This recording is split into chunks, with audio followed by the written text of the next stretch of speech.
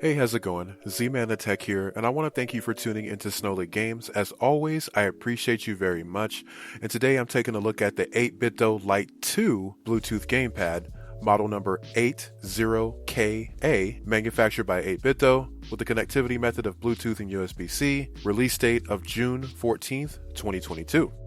And jumping right in, this controller is referred to as the evolution of the 8bitdo Lite, most notably because of its inclusion of two analog sticks, along with more ergonomically shaped trigger buttons. Like the first iteration, it is compatible with all models of Nintendo Switch, though this time around it only supports Android and Raspberry Pi as an alternative.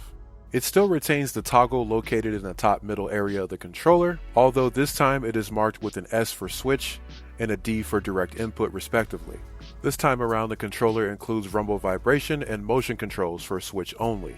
The same customizable turbo functionality is still present and it can only be used in direct input mode.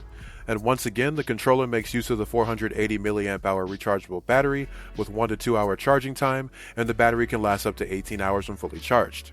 As far as the performance, the initial sync process is equally as nice and smooth. Once it's been synced, it connects flawlessly every time, and the input latency is little to none at all. The vibration is fairly light and not too offensive at all. Gyro aiming works as expected with no hindrances whatsoever, so all in all, stellar performance around the board. When it comes to the controls, the updated design actually gives the controller a much more manageable way of both gripping it and accessing the triggers in comparison to the first iteration of this controller. The shoulder buttons pretty much maintain their same positioning, only with a more serviceable way to press the triggers. It much more resembles how the top buttons are configured on the Switch Lite. This time around, we have a more traditional layout with two analog sticks, a single D-pad, and of course, our 4 face buttons.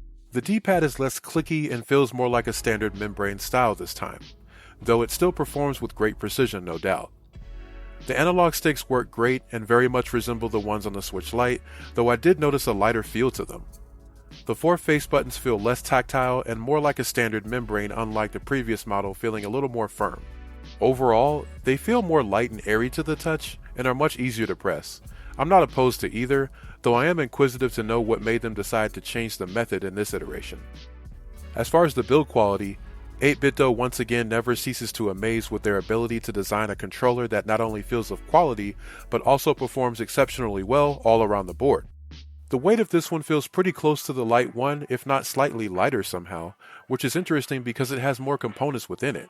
The analogs and buttons have a premium feel to them, and I have no doubts or concerns about their longevity, nor the rest of the controller for that matter. Comfortability-wise, like the Lite 1, this controller would be best suited for gamers with small hands. Though I will say that despite its small size, it's very much relative to its predecessor. However, the more ergonomic shape to its trigger buttons do give it an overall edge to a slightly more comfortable experience while pressing them.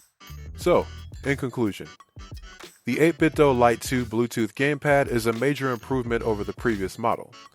It brings more features to the table that were lacking in the Lite 1, and is slightly more comfortable with its improved design to make better use of the trigger buttons. Do I recommend it? Yes. If you're looking for a smaller, compact Bluetooth controller option that is easier to travel with, and don't mind it not being a full-size controller. Again, I will say that if you already own or plan on owning the 8bitdo SN30 Pro Plus or the 8bitdo Ultimate C Wireless, which I plan on reviewing very soon, you may want to hold off for those more full-size controller options. I purchased this one out of curiosity and with the intent of reviewing it for you all to give you a better idea of what to expect. I do prefer it to the Lite 1, and if you're in the market for a controller like this, considering all that I've mentioned thus far, I recommend it. And with that being said, my final score for the 8bitdo Lite 2 Bluetooth gamepad is 8 out of 10.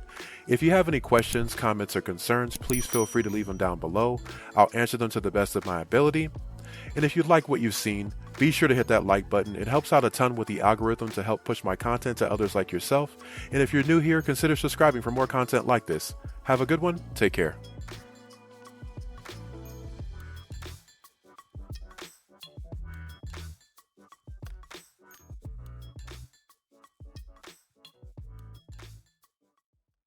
Futuristic classic. Time is of the essence. I feel like I had mastered. Futuristic classic. It's always moving forward, so I'm never moving backwards.